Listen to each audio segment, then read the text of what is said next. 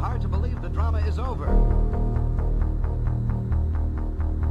Tragedy struck downtown this morning.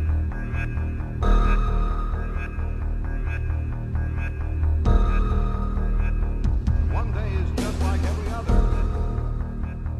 Welcome to Dennis World. I'm here in Stockholm city with my friend Emil, Marczak. Hello.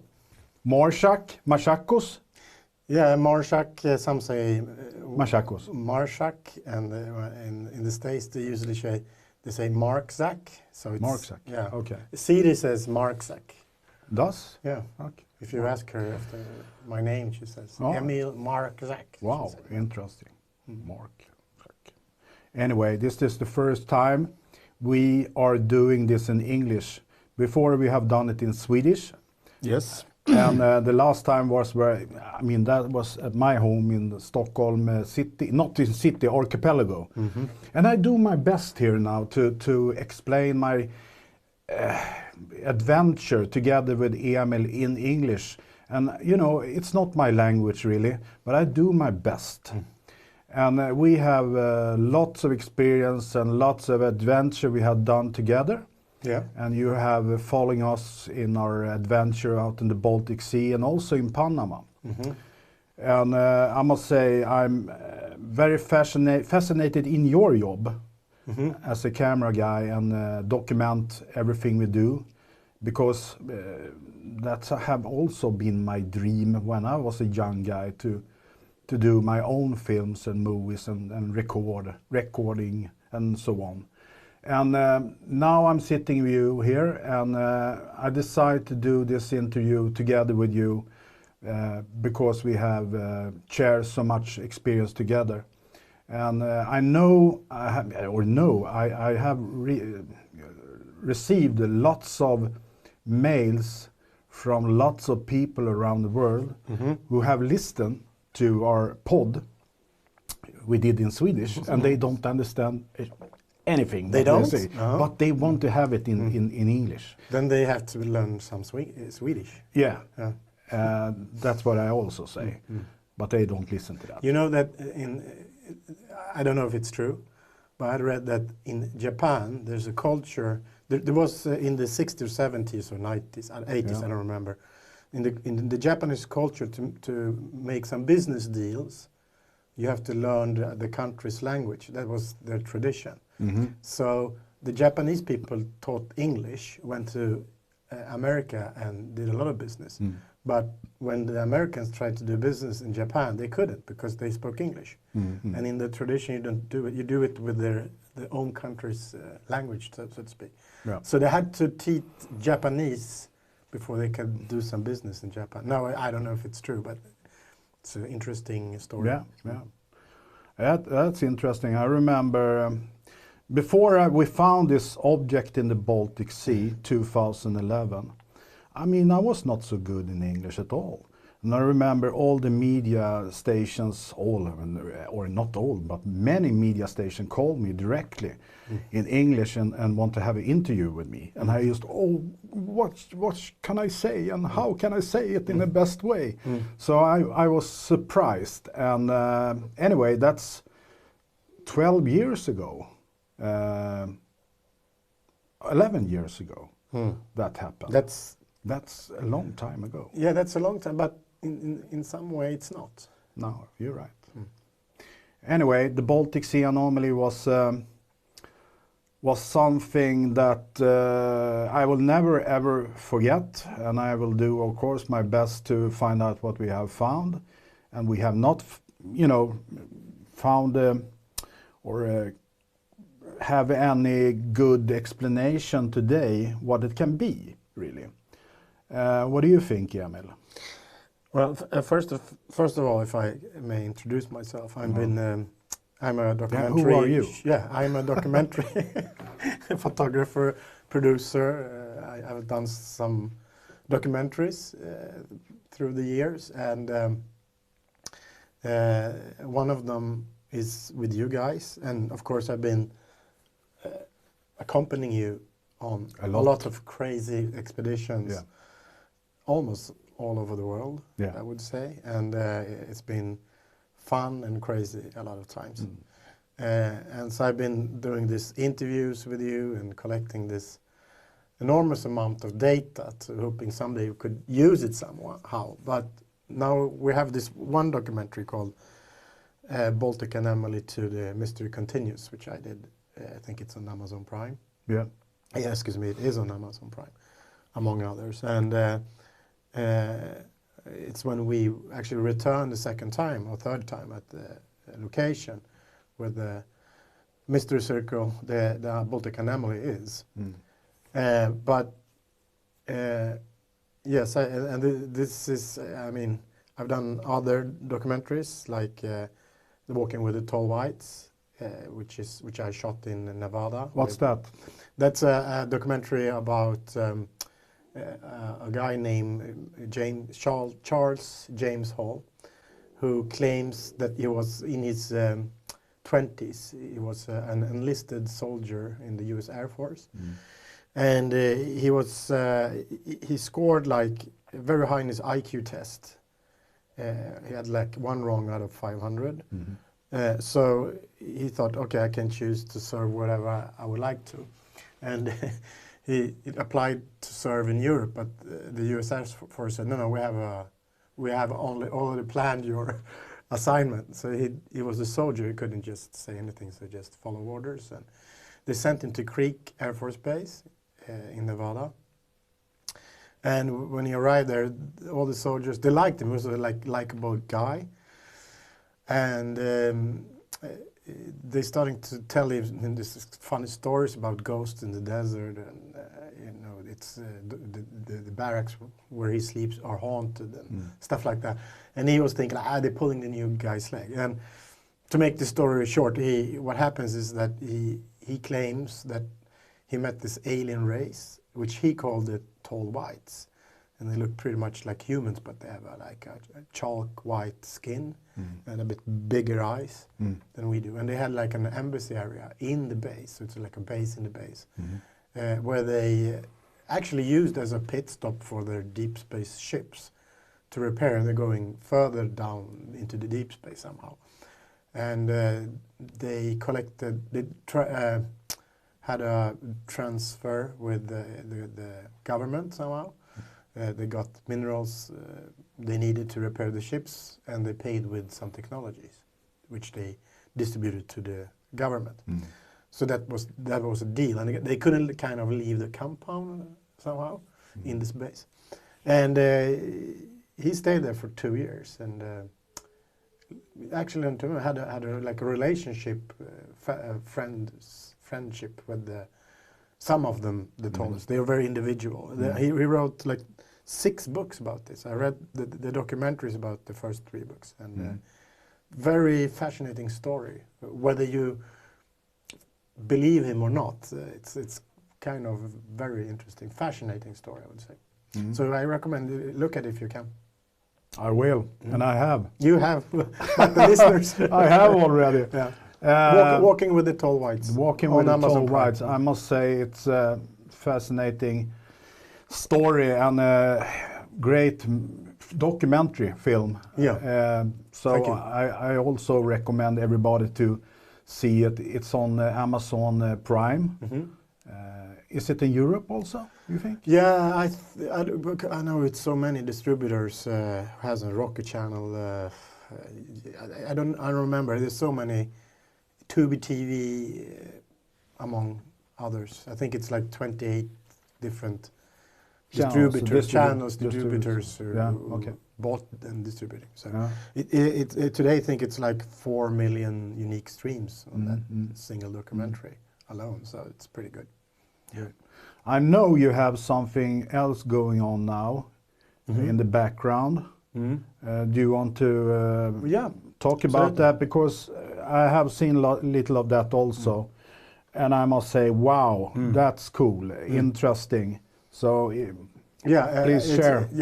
Actually, it's almost I'm in the online phase, so I'm pretty close to finishing. All the ingredients are, so to speak, set. So I just doing the color correction and audio mix down and stuff like that now. Yeah. But it's I call it Chill Bolton incident. But I don't know if we're going to change the name to the Ghost Circles because it sounds cooler. But anyway, my thought was I read about this crop circles in England. So my ambition was let's go down there, hang around on the pubs, talk about this, meet some, like Local. local subculture guys who do this during the night with planks and ropes. And follow them, and you do because I read that the subculture who do graffiti paintings, Banksy and guys like that, because it's illegal often, and they have a pseudonym names like a symbol or something, so people in the culture know who painted that, but the rest of us doesn't. So I was thinking they had to have something similar among themselves, but when I arrived, developed to a totally different story, and there was a lot of stuff I didn't know, which really set my mind at kind of what, and that's what about. And one of those things is, for instance, ghost circles, because people, the scientists explain this like there are genuine ghosts, genuine crop circles and man-made crop circles, and they know it because they claim that if it's a man-made, when you enter, the first person to enter them documents everything, and then you find tracks from shoes, footprints, the seed, the wheat, the corn, whatever it is broken in the stem because they're using the plank to push it forward, and they are not as beautiful as the one they call genuine. And the genuine one, what they claim, there is no traces of footsteps, and the seed is not broken in the stem. And how come that? They don't know, and the seed is just folded at the base, but is still alive, so it's not cut or broken anything. And then the air photographer do air photos about this, and in the phase one, what they call it, it's like when the crop formation when they found it, almost every time it's pretty early in the morning, and there are a lot of people out there in Wiltshire in England, because it's mostly in England, but it actually happens all over the world, and they know the terrain pretty well, and pretty soon they find them. So they often done in the night, a few hours of darkness, and the air photographer photoed this particular one, which I have. She sent me several of those examples. The one they called a genuine crop circle, and 1 month later she flew over again, and the farmer had cut the seed, and so all other stems are like gray, except the crop circle, the former crop circle, raise again by the stems, which are totally green, and they're like 3.5 meters, 3 or 4 decimeters high, about half yard, I would say, only over the formation. So the formation reappears at the same place, but that's not the most crazy thing, because But that's crazy. yeah, so everything is dead, but this grows up again. Yeah. And then she flew over 9 months later, the next year. So the farmer has plowed and reset a new harvest. So it's oil seed rape. Okay. And so it's a completely different seed than it was wheat from the beginning. It's oil rape seed, and the formation reappears again in the oil rape seed. It kind of how to say it, you see the field of the yellow flowers, and where the formation is, it grows almost a meter higher only over the formation. So the same formation reappears a third time in a different crop. That's strange. So who I mean, that's impossible for a human to do. Someone has to plant the seeds in the same circle, and that's what they call the ghost circles, because they appear and reappear and appear again. So I sent this to the Swedish Ministry of called Jordbruksverket. It's like farmers government. ministry. And the researcher, I sent him all the data I had and the pictures, and I asked him about this phenomena. And he looked at it and he responded that the first one is, okay, of course, someone did it with planks and ropes. And it reappears 1 month later with the green stems coming up. Is because people have trampled all over this crop circle. Yeah. And it become like fertilizing. The old wheat was cut, so maybe it could somehow enhance the growth in that particular area. But then, of course, they have to walk all over every square foot of this crop circle, and they are big. They're like 600 meters or 700 yards in diameter. So it's quite big, formations. And the third one, he said, that I currently don't have any theories. That's a phenomenon I can't explain. Wow. I never heard about this. Wow. I'm excited. And I look forward. I have seen parts of it, your film, but I know you're working on it now. And I hope soon it will be out, so I can see the whole. In December, yeah. I know. Yeah. Because these parts I have seen, I mean, I get goosebumps when I see that. There's, of course, a lot of other stuff, which is very, I didn't know. No. Because I thought it was like this Doug and Dave BBC documentary, the two old guys doing these crop circles all over England. Yeah. But nobody asked the question, hey, wait a minute, it's like hundreds of crop circles. And they were out every night in their entire life, and their wives never noticed anything. So it's like, I believed it because nobody asked the questions. How could they do it all over England, all over the world, actually? Yeah. Oh, that's great. I look forward to see it. What's your next task? What's your dream? What's your dream documentary you want to do in the future? Do you have any ideas? No, I don't have any, not a dream documentary. I'm working with several others, but they are very long projects. I've been working with them for almost 10 years, some of them. But I have one which I would like perhaps do with you. We talked about it, and I was a combat camera specialist in the Swedish Armed Forces. Yeah. And during a production I made there for the Swedish airspace, how would the Swedish Air Force react to an airplane who flies in Swedish economic zone, and you know, they suspect it has a kind of dirty bomb or something. What's the practice? So I got access to a lot of documents, and I had a quite high what do you call it, security clearance. Because we we were handling NATO restricted things in the, we were sent to Afghanistan and among others. Yeah. And so I got this what they call the orange bundles, and I like, what's the orange bundles from the Swedish Military Institute of Research. And they told me like, because we have like this 24 other black bundles about aerial phenomena, and they are officials, but these two bundles, they are unofficial. We don't let them go. But you have the security clearance, so we can send it to you. And they were not classified anymore.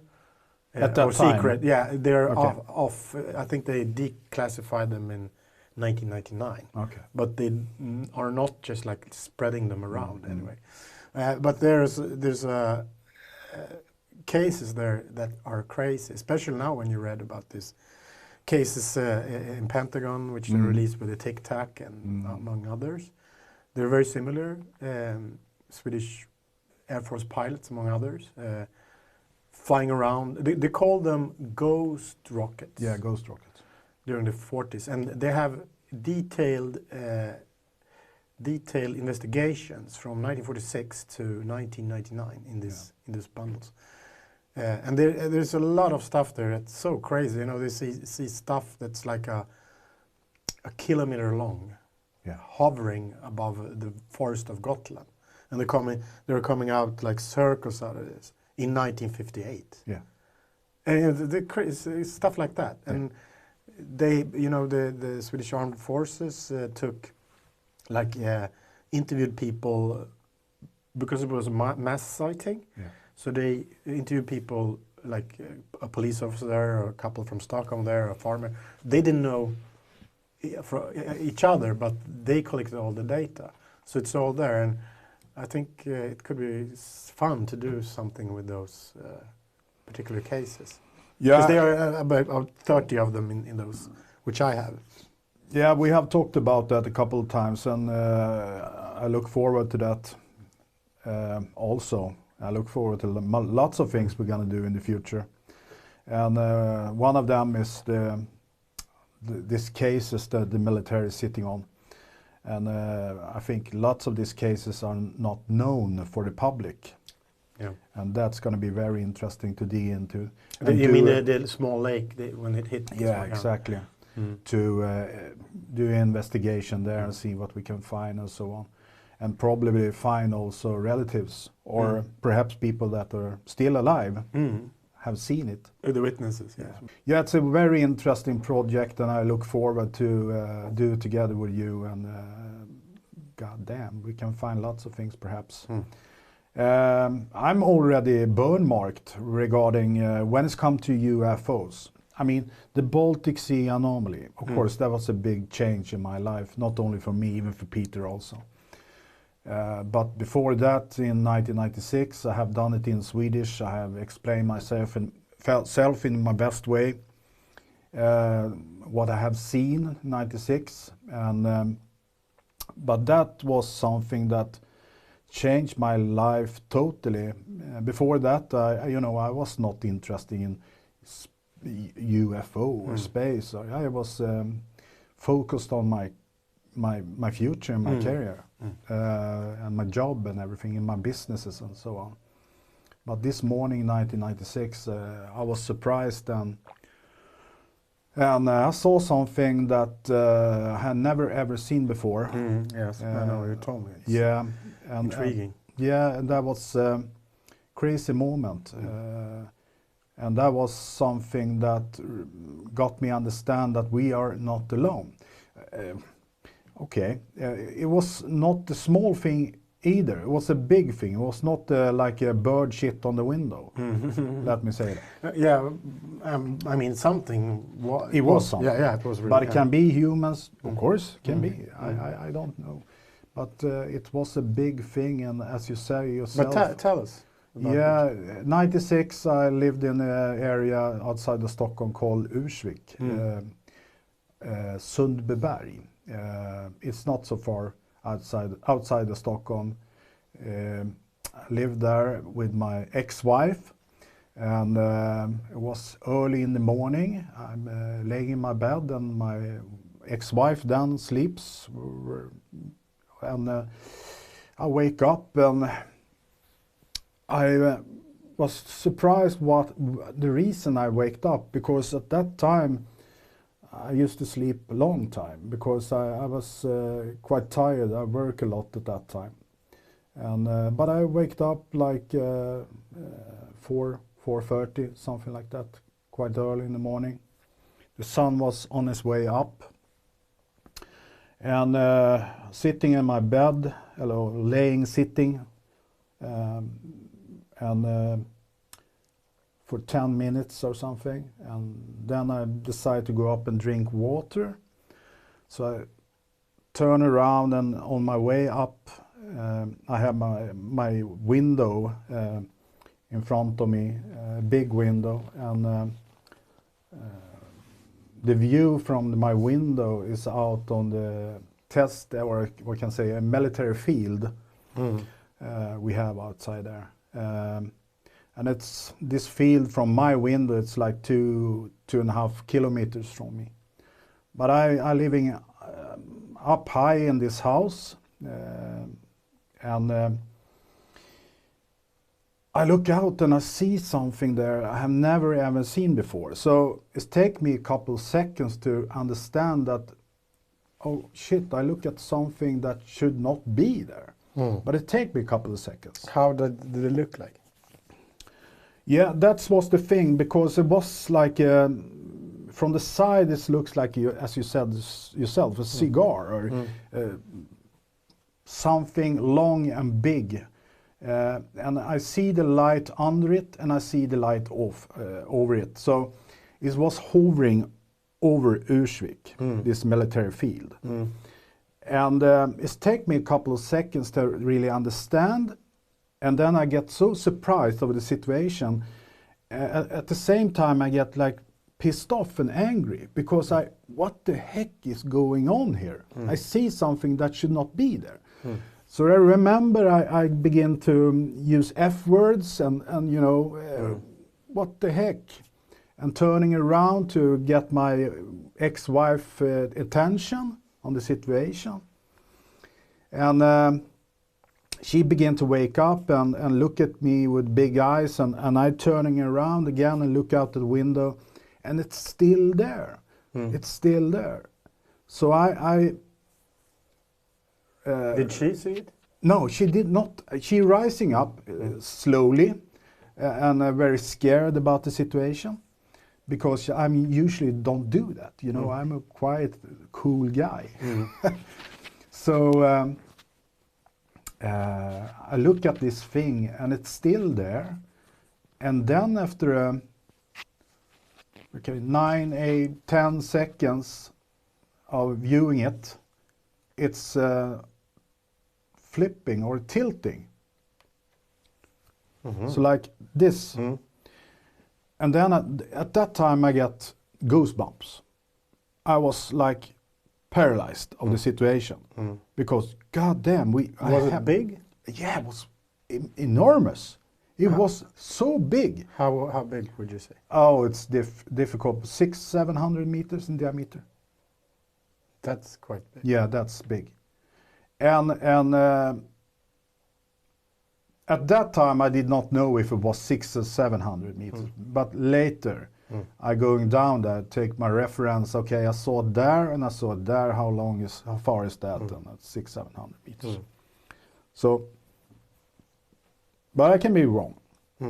Anyway, when it's tilted, I saw it get dark under it. Like it was a different Yeah, texture. Darker. Because when it was on the side or just hovering, the sunlight, because this was early in the morning, the sunlight was reflecting on it. So it was like brown orange, because the sunlight was of more of an orange color in this morning. And so I saw the lights on it, and it was dark. No lights on this object or nothing. But it was like a rough circle. It was a very rough area on it. In the middle? No, all over it. All over. Okay. So it's not a flat thing or metal or something like that. Anyway, I was so surprised over it. When it's tilted, I understand this is something, and it's dark under it because the sun was not hitting it on that undercarriage. Yeah. But do you believe, after seeing, because I never seen anything like you're explaining, and I never seen anything. I've seen unusual, crazy stuff, but I never seen a UFO in that remark, as we call it the UFO. I really would like to. And if I do, I really do hope I have my professional camera with me. Yeah. So I can document it. But I do believe it's here. Yeah. And I do believe it's all over. But I do believe it's here, yes. Yeah, I'm already convinced. I'm 100% sure. But I cannot say what it is, where it come from. It should not be there. If it's Russian or Chinese technology, I don't know. I don't think so. But I don't know. in this case, if we look at the war now. Yeah, and this was 96 also. So I don't know what I have seen, but I have seen something for sure, and that can nobody change. No. But But- often I have interviewed some people Yeah. who've seen stuff and heard and read about it, and almost everyone who acknowledge or see one of these UFOs or something in that way you explain it, they are almost grateful, I would say, because they're saying the same thing. Like, I kind of realized I will only see this once in my life. Yeah. And I'm a bit jealous of that because I want to see, but I haven't. So it seems to be something very special, I would say. Yeah, it's like a drug, I must say, because at that time, before I saw it, I have not thought about UFO or things like that. But when that happened, and then after that, I was like obsessed with the whole situation. I want to have an answer. And I am that type of guy also. I'm, struggling for it. And I remember at that time we have Alta Vista, it was it's no broadband, it was slowed modems and Yeah, like things. 28,800 Yeah, I try my best bits to, minute, I don't know. Yeah. It's really, and I try my best to see if I can find any information about it. If ever and somebody else have seen it, then nobody. And I look in the newspapers and nothing. I was in the army web pages and searching for information about that, but nothing at all. So I was a little surprised. Can it only be me have seen it? Strange. but this was pretty early in the morning. Right? Yeah, it was very early. But anyway, in this case, when it was so big and it was over an army base also. Yeah, but I was thinking, I read someone who said, really, how often do we look up, especially we who live in the cities, Yeah, how often do we look up in the sky? yeah, I mean, things could be hovering there all the time. yeah. I haven't looked up today, for instance. Yeah. Have you? Yeah, I'll do it all the time. Yeah. Just joking. No. Okay. No, I don't. But of course, I'm more aware now that we are not alone. And of course, when I'm out, I can begin to look up and, I look up and think, okay, perhaps you're there. But yeah, I'm thinking about it almost every day, about that situation. But the strange thing after, when I begin to analyze myself, because after that situation I were in, I begin to analyze myself and try to figure out how come that I wake up like 3:30 or 5 or at that time, but I usually don't. Yeah. That's the question. I try to yeah, figure out. Something that hit me when I was, I don't know, in my young teens. Me and my brother, we had this, as I probably think a lot of other brothers and sisters have, you hide and you wait for someone to come and then you jump and boo, and they get scared and you laugh. So we had this game all the time, me and my brother. But then of course both of us got pretty aware that something is happening here. I can't see my brother. Okay, I know he's hiding somewhere in the apartment. So we developed one thing, which I have no stats, I have no research about this, but we're starting to try out different things. If you were around the corner and you were waiting if I was waiting for my brother to come forward, if I looked him in the face, on the head, when I looked at him on his head, almost every time he turned around, I know you're there. Okay. But if I didn't look at his head and I looked like his lower parts, his legs or something, he just passed me by. So it was like Interesting. he become aware of where I was looking. If I look at him on his head, he could kind of feel it, and it was the same way around. So we often discuss that. It's like a, I don't know, a psychic thing almost. Yeah. Because sometimes you can feel like someone is staring you. You feel like you're. But I have thought about that also, because when I did my analyze on myself and thought about that and what have happened and so on, and I begin to think, okay, perhaps, that was also a feeling I had, that I've been watched.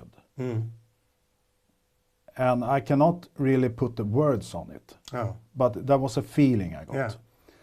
And when I saw this object, I began to understand that they know I'm watching them. That's But why you weren't probed anything.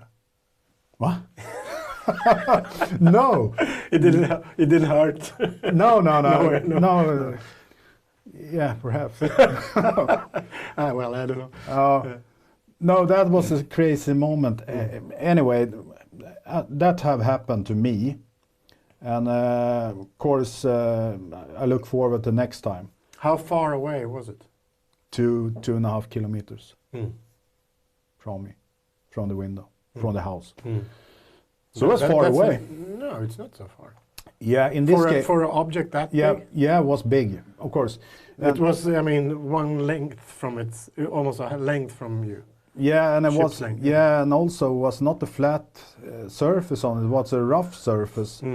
So and it was crazy to see it.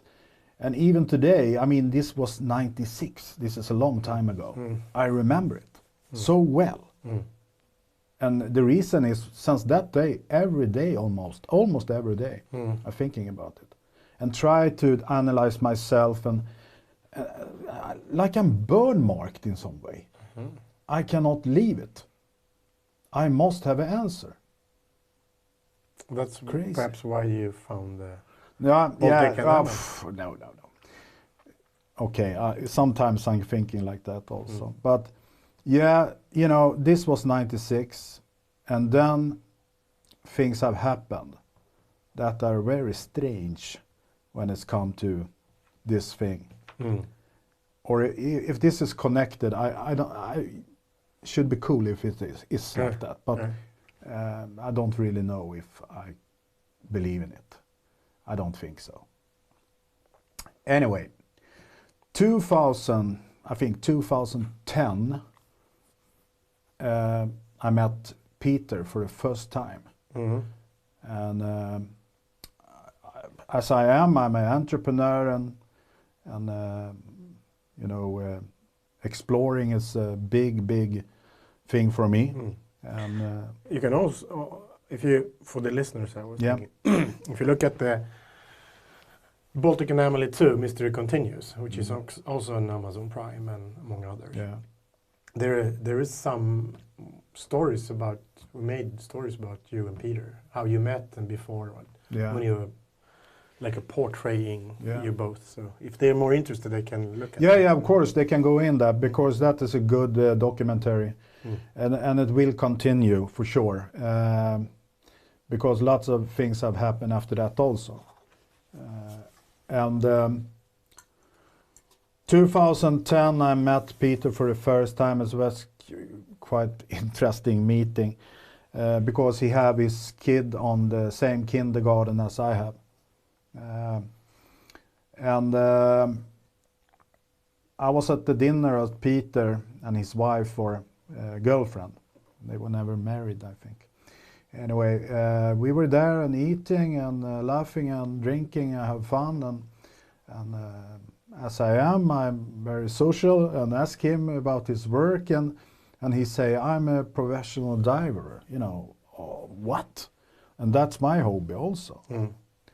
So I was surprised, and then I began to ask him about, have you heard about the champagne wreck they found in the Baltic Sea? And he just looked at me like, hello, don't you know? I mean, hello. And I was a little surprised of his reaction. So after a minute or something, we're talking about the champagne wreck. He don't say anything like, oh, it's me. But he's, okay, yeah, it was interesting, you know, the champagne rack and so on. But Dennis, come along here, come along here.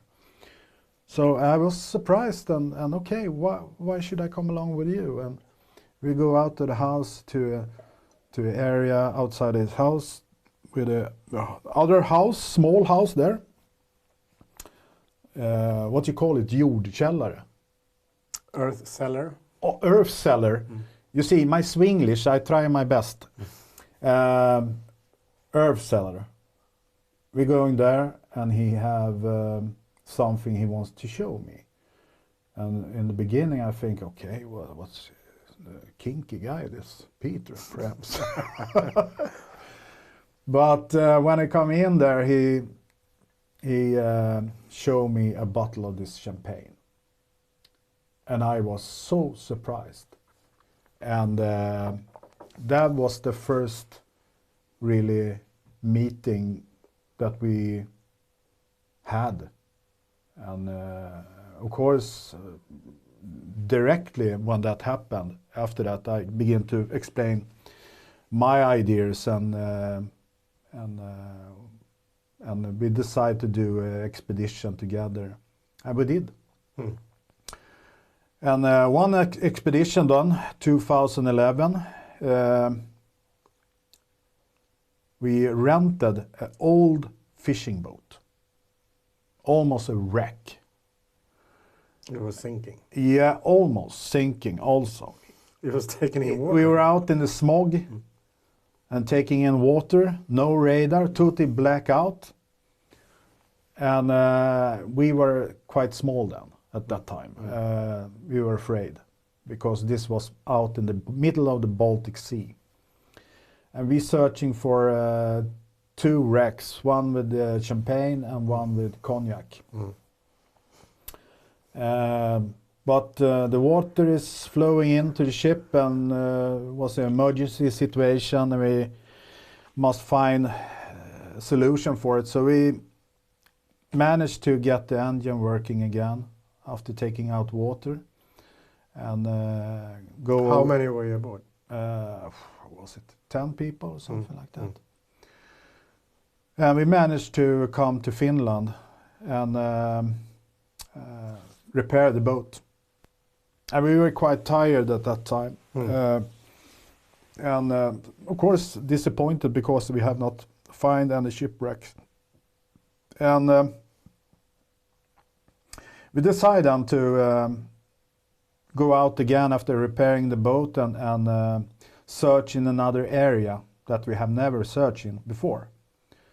And this was the first, after repair, it was the first night. And we're doing a search, and the clock was like 2 o'clock in the night. And we're sitting up there and look at the monitor, the computer, there we have all the data from the side scan sonar. And you know, it's popping up shipwrecks and lots of things. But not the special wreck that we are searching for, because we know how long it is and how it looks like. Anyway, tired, we're sitting there and see in the monitor that is coming up something strange that we have never ever seen before. A round thing. I mean, we look at each other. And I remember Floris, you know, hey guys, look here. Floris was the ROV pilot. Yeah. Operator. Yeah. And Peter is looking at also, and I remember Peter is saying like a joke about that. Oh guys, here is a UFO. And I look at the monitor also, and I say, oh, what the heck, you know, this is something for sure. But what is it? I mean, hey guys, have you seen anything like that before? And we begin to measure it and look at it in different angles and so on. And okay, it's 60 meters in diameter. It's not a small thing. And it's for sure something. So we were quite tired at that time, and we decided to go home instead of investigate it. of course, we I mean, at that time we were so tired and just want to go home because we were very sad also because we have not find the champagne wreck or the cognac wreck. Just a thing on the bottom in the Baltic Sea that we don't know anything about, and put time on that. No, not now. You know, I just want to go home and sleep and be sad for a little while. We did. We arrived at home, and the day after, Peter and me, we talked and looked at the data and studied it more. And we begin more and more understand that this is something that should not be there. It's for sure something that is constructed.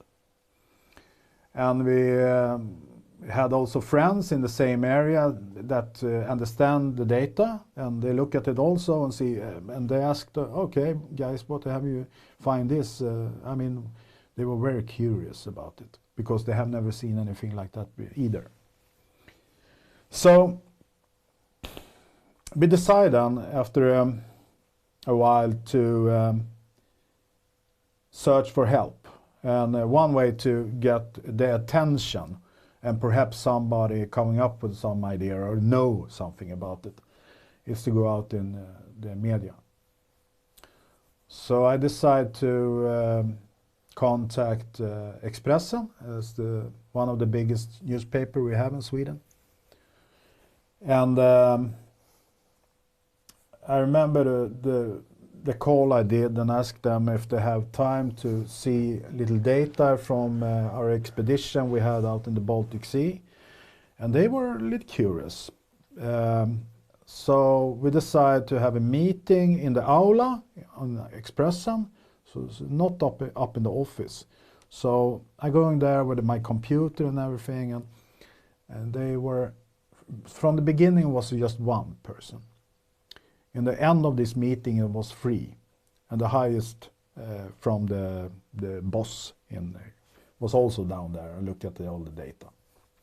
And they was so surprised. And then I told them everything about this expedition and what we are thinking and so on.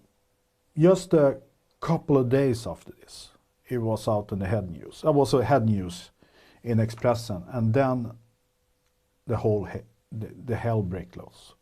It was crazy.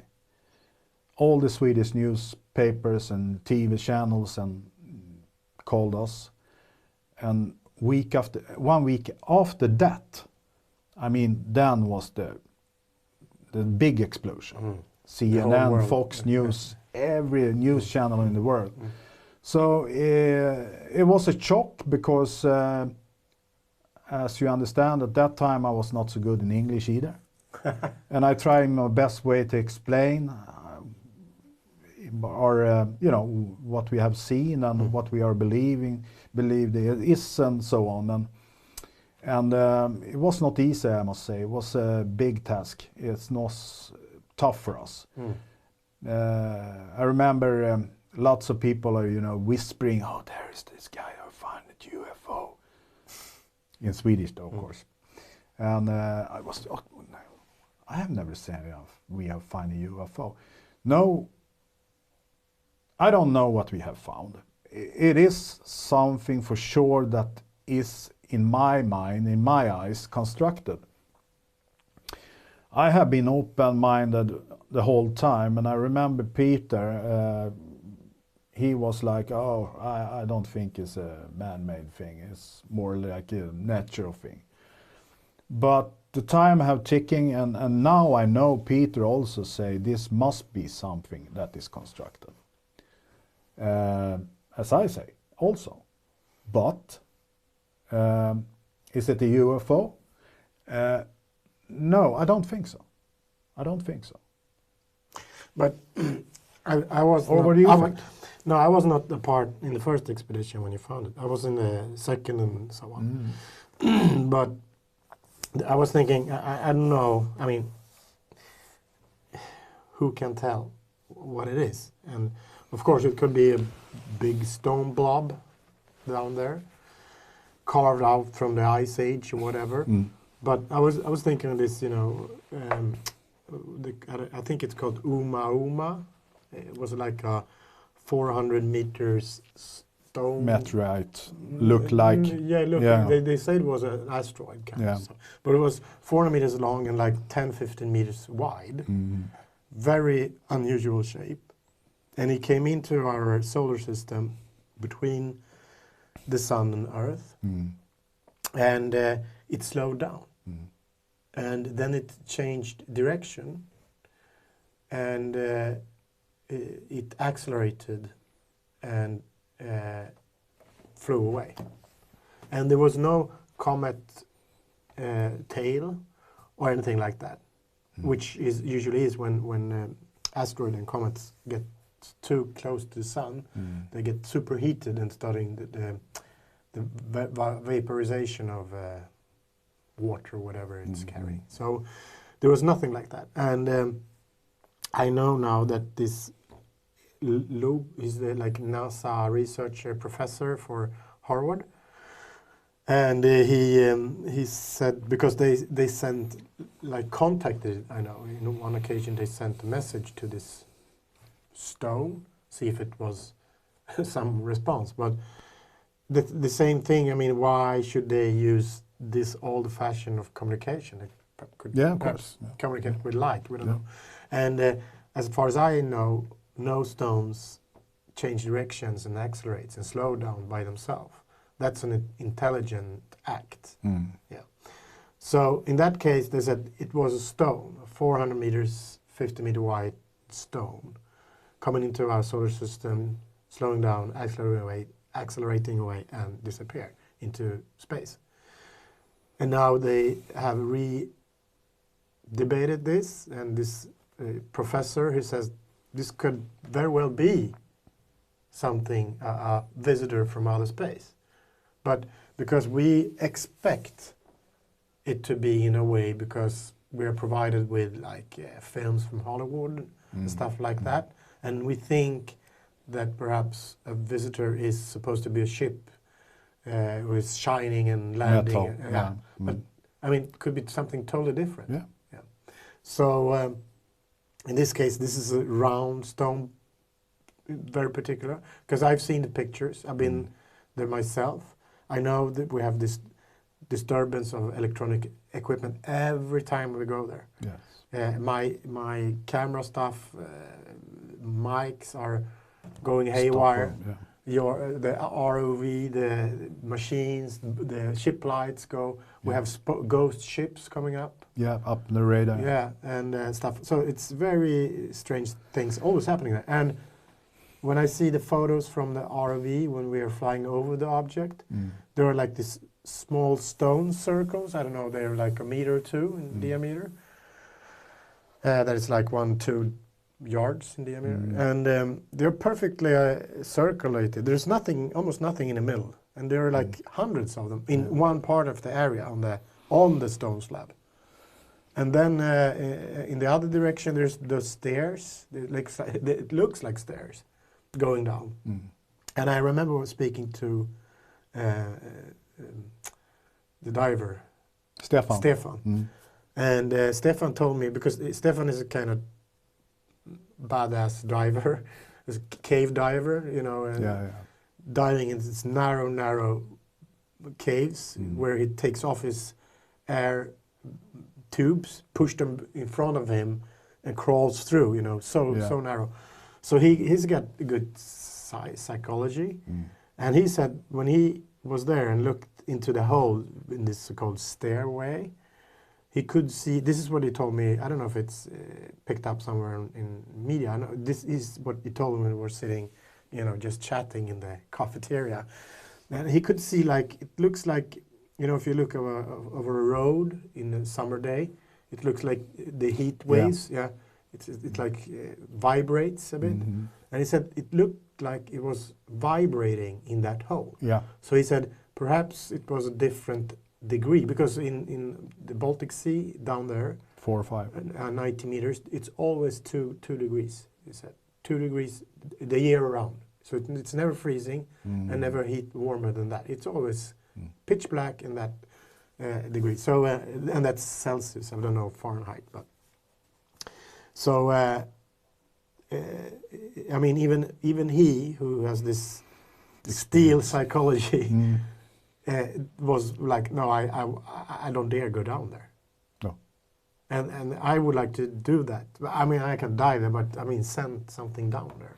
Yeah, I remember the first time he dived on that, and the last time for him.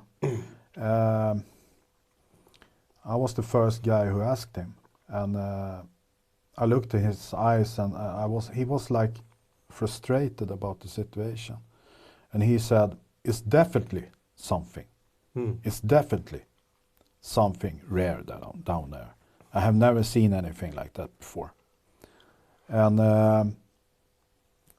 And I was myself so surprised of his reaction because he's a very cool guy, Stefan, but he was scared. I just want to say, because on the second expedition or third expedition when we go there, because we call it Anomaly 1, 2, and 3. Yeah. So the stone circle. Yeah. It's 2. 2. Right? Yeah. And the Anomaly 1, which we had on the bottom surveying charts. Yeah. We had this pillar, which is like 50 meters high. Yeah. Sticking up in the middle of the Baltic Sea. Yes. This pitch black. Yeah. And when we were there and sent down the RV on the Anomaly 3, we found this, looks like a house. Or foundation wall to or a something. house. A foundation to a house or a wall. Yeah. Because it's rectangular. Yeah. So it was like 30 meters long and 50 meters wide. And that's quite big house as well. Yeah. And then in the middle of Baltic Sea, in the middle, just 90 meters. 90 meters from the Baltic Anomaly. Yeah. And Peter said there's no natural 90 degrees walls made by nature. No. And I was looking at this because I read him before, Graham Hancock. He has this Netflix series right now about ancients, he call it, like civilizations from before. And I know because Peter told me that this was a coastline before the Ice Age. Yes. So could this be kind of an early civilization from before the Ice Age? Yeah, that can be like that, yeah. I have thought about that. And of course, deep in I really want to believe it is a UFO we have found. And perhaps it is an old spaceship that have crashed there 100,000 years ago. You know, I want to find out. But also, it can be some kind of construction of a house or something, a castle or whatever, something out there that have been there a very long time before the Ice Age. Yeah, but yeah, and I mean today. But who have built it? Yeah, but today we know like Göbekli Tepe in Turkey, which they say like it's 10. Where is it? Like 10,000 before Christ. It was built then. Yeah. I mean, and they probably were building it for 1,000 years, or who knows? So it's perhaps even older.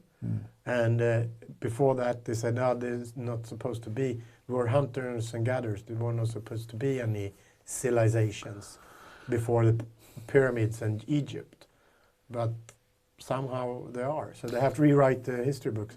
Yeah, again. perhaps. But at the same time, we have I think every time we have been there, we have problems with our equipment. Yeah, and that's strange. Yeah, you know, the radar, you know, you saw it yourself. I know. Like ghost ships. It's in the documentary. Yeah, it is. Yeah. And popping up. And the ROV with the compass on it, the tool for finding our wreck, our way to the right spot is going berserk. It's not working at all. Yeah, and the ROV just spinning around. Always. And we have to like take it up, recalibrate, take it up, do it like. And normally, That if we dive on a wreck, it works. Never happened immediately. before. Never. And it's not only one time. Every time we are there, we have problems. Imagine going there with a bigger ship sometime. Yeah, I mean, with really good equipment. I like. Do you remember when they had these Finnish guys with us? Yeah. I know. Do you remember what he said? Yeah. Huh? He said it's all. It's in the documentary as well. Yeah. Yeah. He says something like, "No way, that can't be nature. This is man-made." He said. Yeah. And he's an expert. Yeah. And we asked him if he wants to join us because we want to use his knowledge, of course, and his equipment. Because we were like surprised that every time we were out there with our equipment, we get problems. And we asked him, he almost laughed, and hey guys, you know, he's a Finnish guy, so I don't believe in things like that. And also, but I can come along with my things and so on. And he did. And when he was out there with us and he going down with his own equipment, he said from the first, I mean, I remember it so well, this is man-made. This must be constructed man-made. Did he have any problem with his equipment? The No. Finland guy from No, I don't remember. No, I don't think he got any problems with it. He was the right guy. Perhaps. He was invited. We are not. Yeah. Perhaps it is like that. No. I remember he mentioned also, it looks like a power line or something, or a submarine, or something with high voltage. On what? Yeah. On the Anomaly. Yeah. High voltage. Okay. That's why we get this disturbance. Yeah, and they are, you know, like you found this like triangle-shaped. It looks like a window on the side or something. I don't know. No, I mean. Where is that? Yeah. Is it northeast or? I don't really know where. It's on the side of this thing. But the reason I found it is really because we, as you know, and lots of the viewers know perhaps also, we found a Russian submarine 2015 and was struggling for get the right for salvage it. Yeah, that was crazy. Yeah, that was a very crazy situation. We were fighting with the Swedish government and the Russian government to get the salvage right, and they say no all the time. And then in 2020, they changed their mind totally changed their mind. Of course, Dennis and Peter are gonna salvage our Russian submarine and bring it to St. Petersburg, and we were so happy because now we have the opportunity to make money also and doing a good thing to salvage and I one was of the supposed to world. document everything for the Swedish television. So this year we have our last meeting with the Russian ambassador Viktor, and just a couple of weeks after that, the Russian decided to go into Ukraine, and the whole project. Invasion of, and then the whole project died totally. Yeah, and but that's a pretty tense situation as well, because we know that it's a submarine from the First World War. Yeah, it was sunk 1916. 1916 by a collision with a Swedish steamship. Yeah.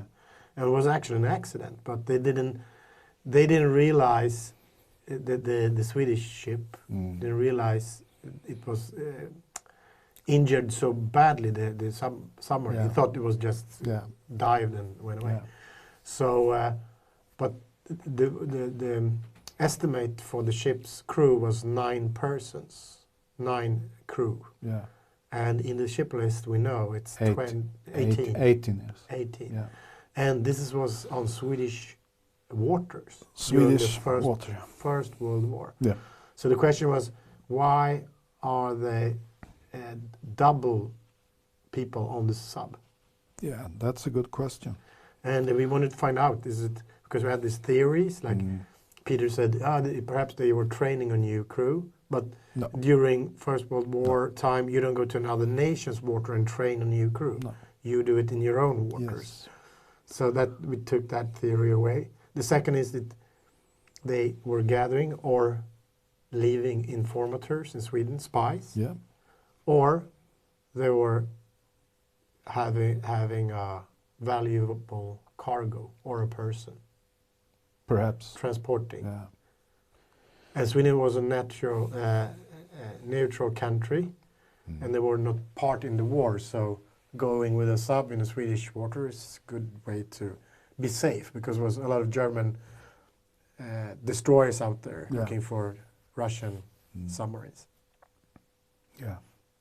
Yeah, I hope someday we're going to find out, and I hope really, we have a bad situation in the world now, and that project is dead now, and hopefully in the future we can start up the project again, and hopefully salvage the submarine. Anyway, the reason we're going back now to the Baltic Sea anomaly when it's come to this triangle with a hole in it. And after this thing with, the project died with the submarine, I was licking my sores. Your boots. Boots. No, I was quite down, I must say. I was sad of the situation.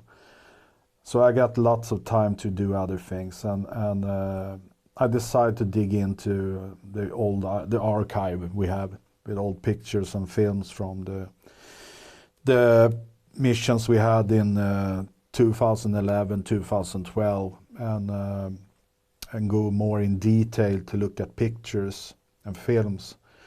And then I saw this triangle of at the side of this object, A1. It's the biggest of them three.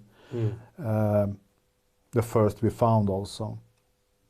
And we see, or I see, a triangle with a hole in it. And it can be like in diameter 20 centimeters, something like that. Not more bigger than that. And I was so surprised of what I'm seeing. How can I miss that? But I did. I missed it. But I have been so focused on other things, this hole with a frame around and 2 meters in diameter, and then we have another hole, as you said yourself, Stefan, have checked, and lots of other things with the angles and tunnels. Isn't and the so window to do it like rectangular or quad? It's a triangle. Is it triangle? Triangle. I thought it was like he said. It looked like a perfect window kind of. You're looking about the experience Stefan had? Stefan, yeah. Yeah, that's another thing. He have not seen that. Yeah. I don't know, really. He talked about the hole or something that was waves, something strange he saw there. Like heat shifting. Yeah, that's why he don't take the chance to go in there, and I understand. He didn't want to risk it. No, I understand that. For the biscuit. Yeah, but that was of course something very, very strange. But when it's come to this triangle with a hole in it, that we found just a few months ago. Yeah. And you have seen it yourself. Yeah. So I was thinking of the spin-offs regarding the Baltic Anomaly, like the Gunayala people in Panama. yeah, They invited us to go there because in their mythology, their gods came down on a round stone slab from space. yeah. And they saw that as a sign. So they contacted you guys to like, hey guys, come over here because we know it's another wreck here. And it's like from 1699 or something. A French or something. Yeah, it was a French warship from that time. You're right.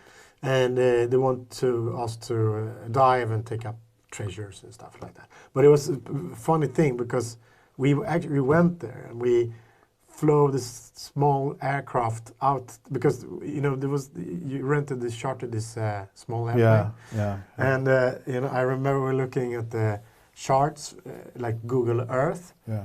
And like how, because you couldn't go out to the Indian reservation, Gunayala, and we were looking at the charts on Google Earth, and he like, oh, here is an island. This runway is from the Second World War.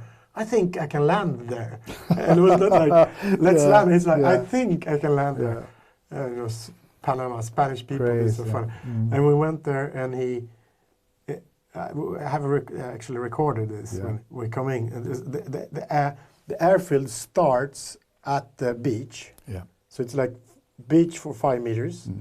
And the runway goes all over across the island and ends on the other side where the beach begins again. So it's 5 meters to the ocean. So he just like set down the wheel in the beginning of the runway and started to brake immediately. And we're all of us like, almost falling out of the aircraft. And when he at the end, like 10 meters from the end, gets hold of the aircraft and it stops. Yeah. He says in Spanish, hey guys, don't buy any heavy shit from the Indians. Because we won't be able to start. Yeah. So he had miscalculated the runway, kind of. Yeah, very much adventure-like. What a trip. Yeah. But, that's the whole story about the Gunayala and Panama. That's an amazing story. I mean, from the start, we found this thing in the Baltic Sea, and 2013 I got the mail from Jan Marczak. And he explained, at that time I received like thousands of mail every week, lots of people. And I had no time to go in and read all these mails. So, sorry guys. Anyway, in this case, it was sticking out, this mail. So I began to read it, and he explained that I don't know if he used the name agent, or he's working with the Gunayala Indians in Panama. He was a representative of the Indians. And they want to invite you to Panama and so on, to dive on wrecks in Panama in their holy water. He's actually in the documentary as well. Yeah, he is. He's have like a couple of minutes into. The sad thing, he's dead now. Yeah, he died. Yeah, he died just couple of weeks after we had our last meeting. Yeah. Anyway, I received this mail and I read it, and he explains for me, and I begin to understand this perhaps is real, because at that time I got lots of mails with just, shit. But in this case, it was sticking out. So I decided to answer him, and we had a telephone meeting. And I understand this is a real guy. I mean, he have that experience, and he's working with the Gunayalas. And he said to me then, I will go to Prague, to Europe. I live in Panama, I live in Alaska, and I live in Prague.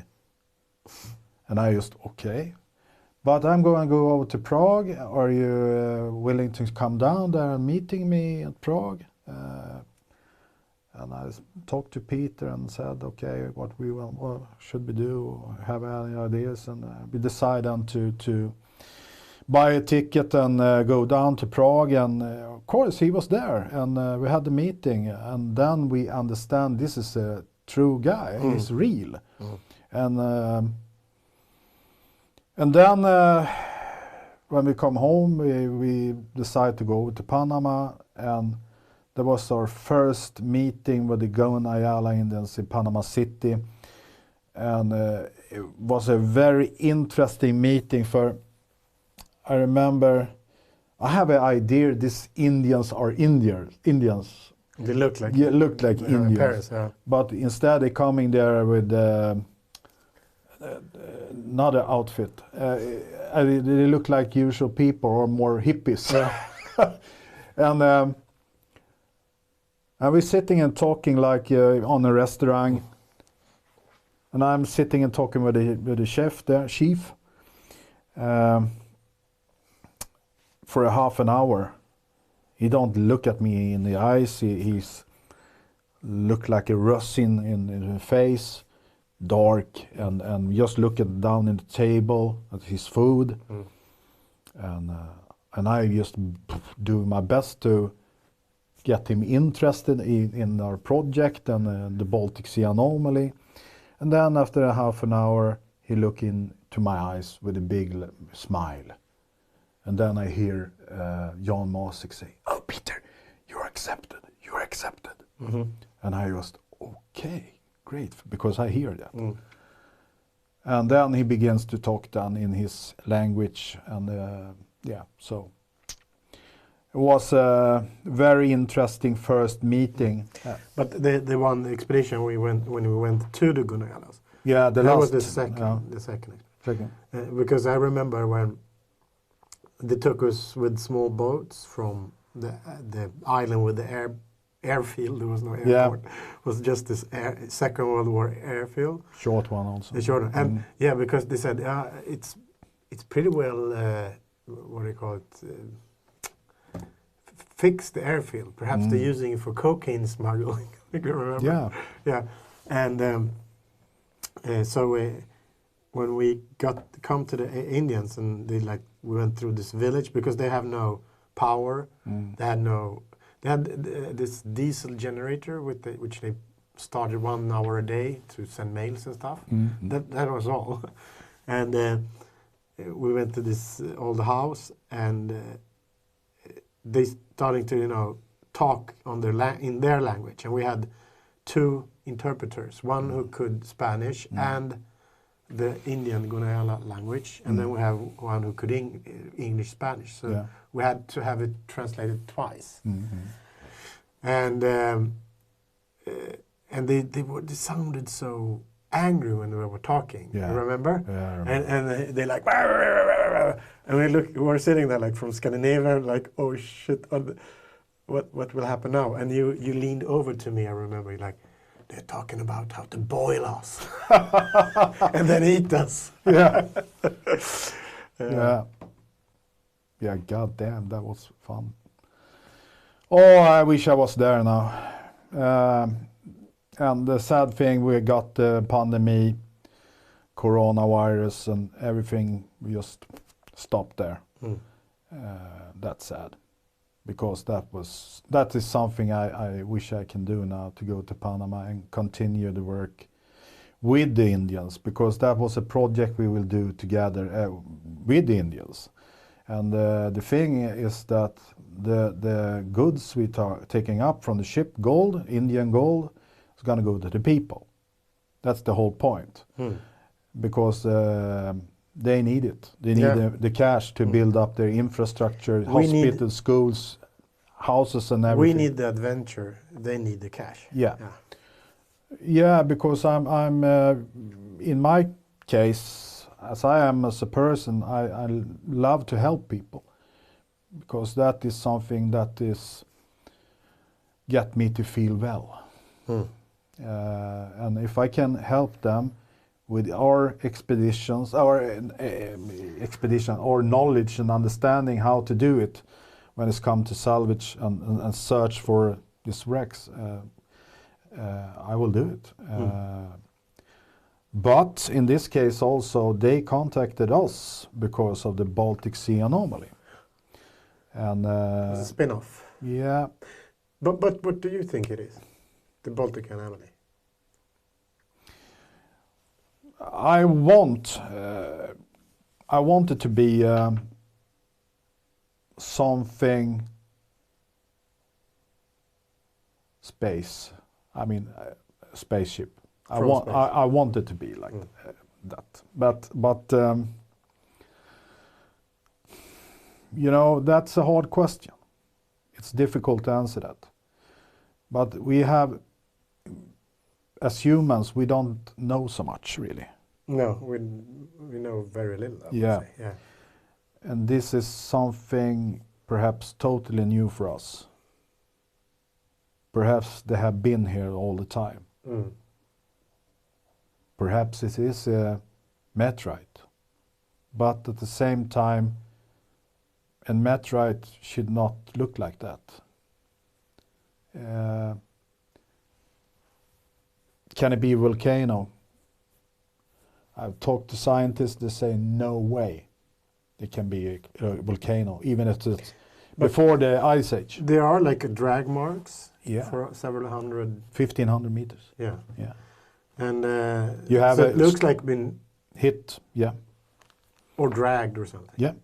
You know, you have a mountain under the water.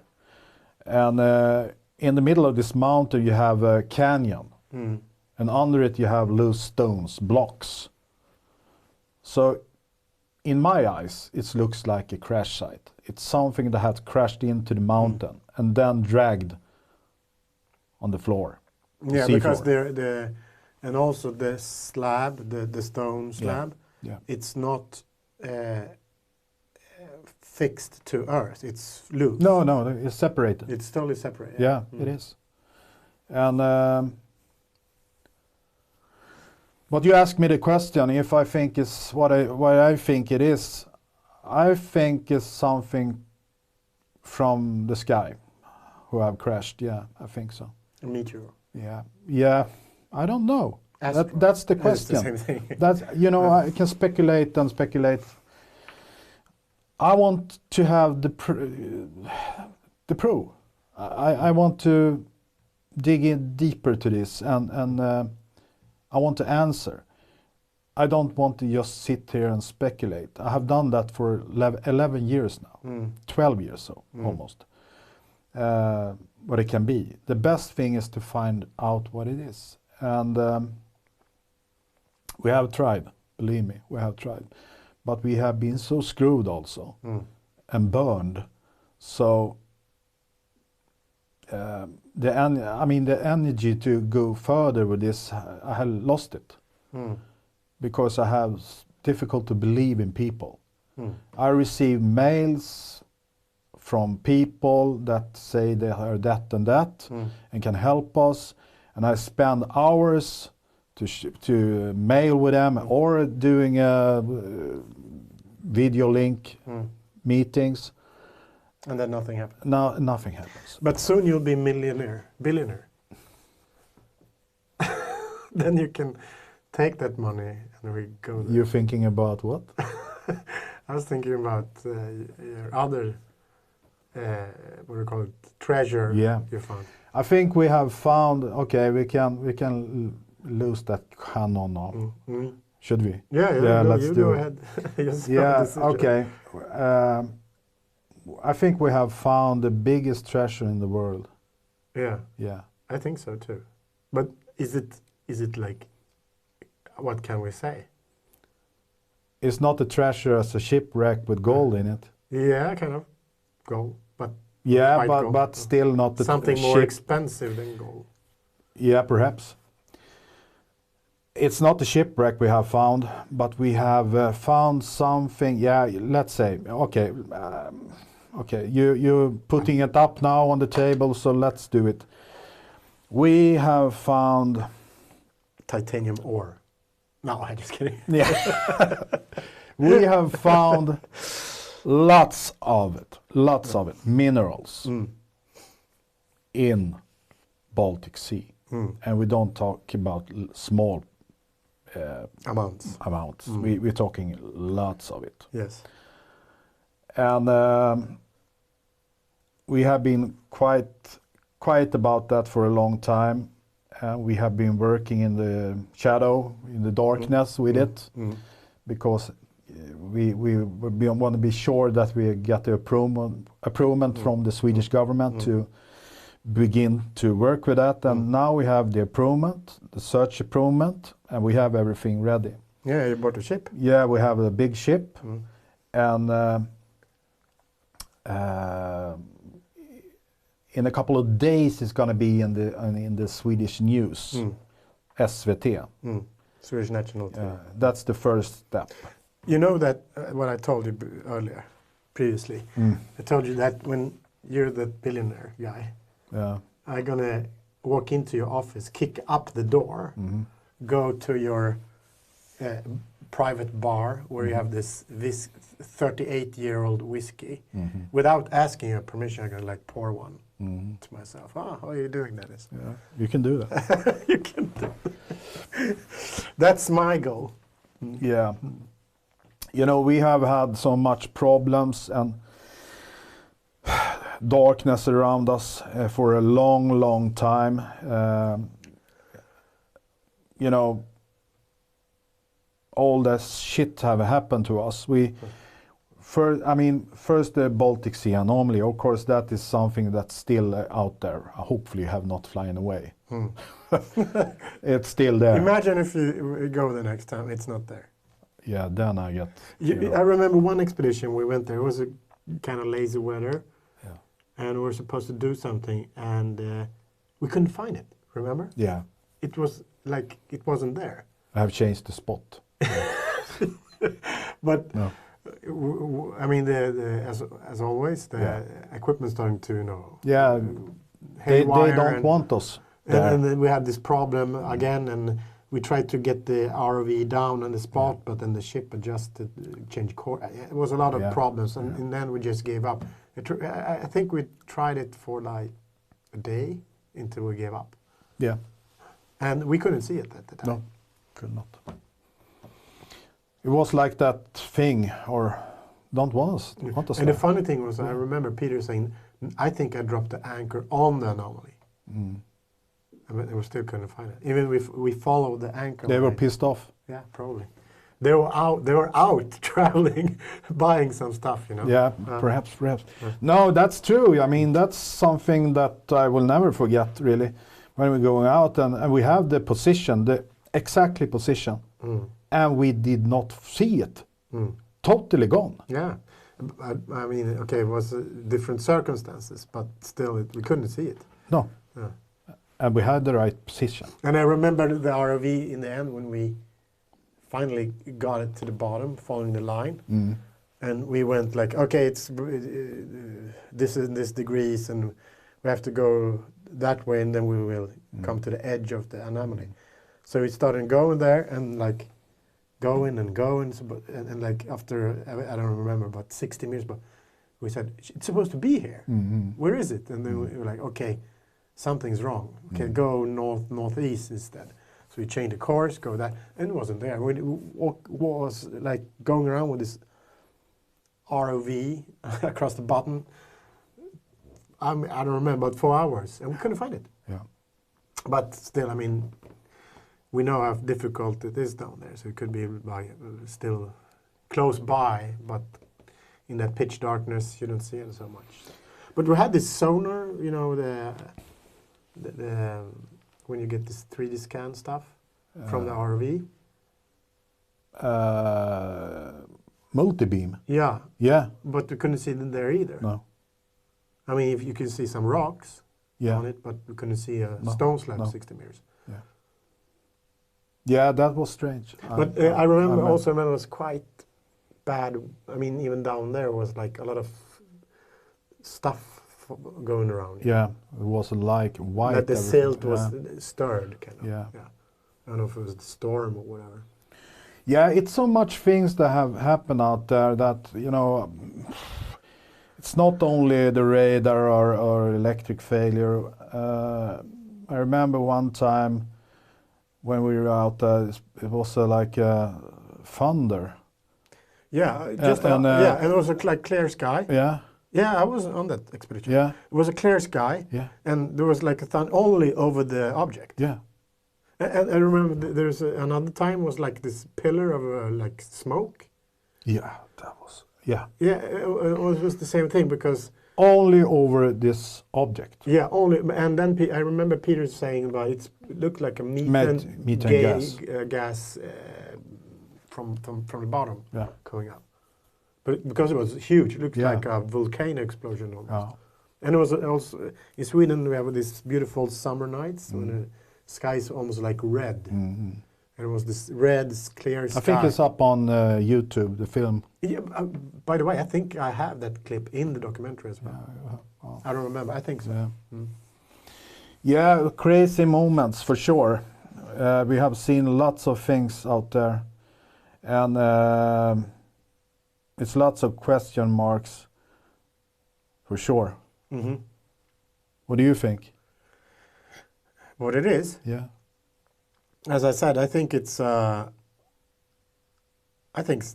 because of the two other objects, this house foundation or whatever it is, this wall, which is 90 degrees, rectangular, and this pillar, and everything is like it's only like a couple of 100 meters between them and the Anomaly. I think it's some kind of early civilization that was there before the Ice Age, when it was a coastline. Yeah. And Who have built it? Oh, well, I don't know. Another earlier, because that's funny. More as well. advanced than we? Yeah, but I was thinking like, if you look at the timeline of human civilization, they're saying like, oh, we exist for like 300,000 years, like Homo sapiens sapiens.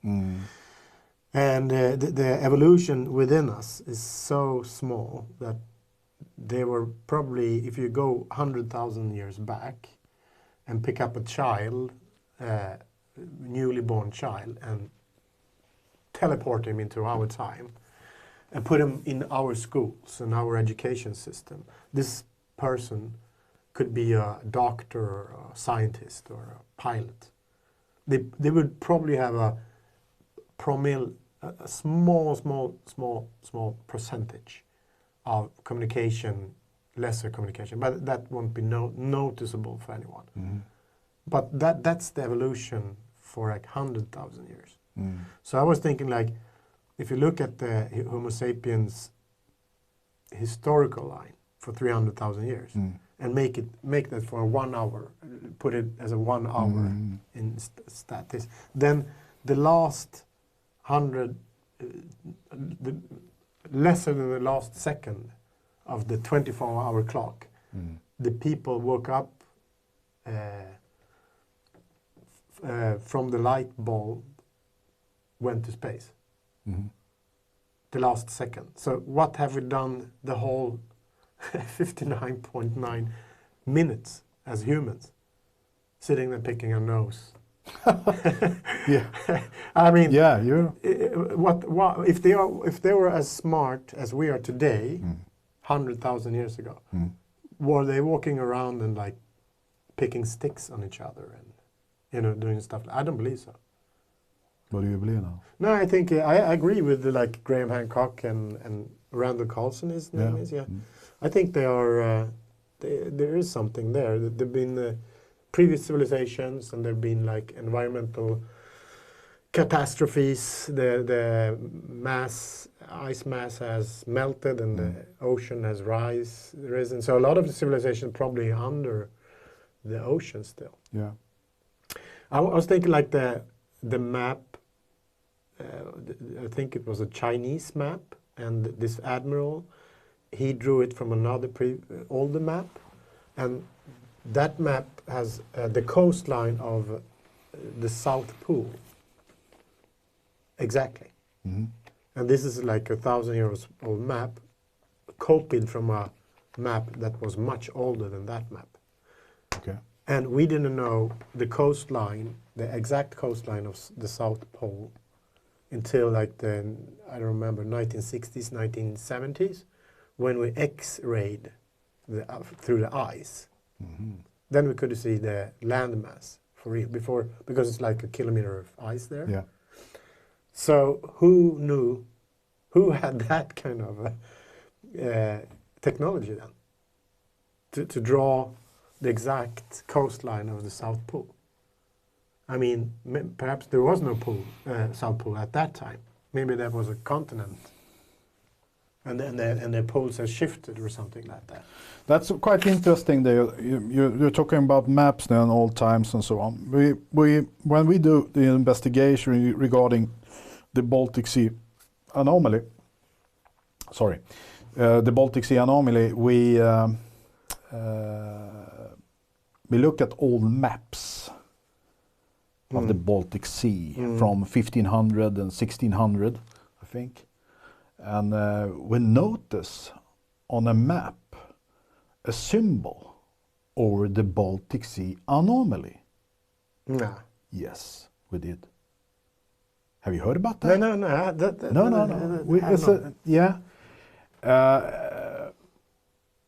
It was like a volcano in this map. It looks like that.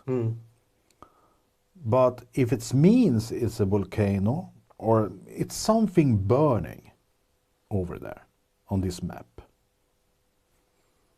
I have seen the original map at the Royal Library. So maybe they saw this smoke pillar that we saw? This methane gas? I don't know. You know, that's. But it was another thing. This is purely crazy theory of mine. But perhaps imagine if there were previous civilizations on Earth.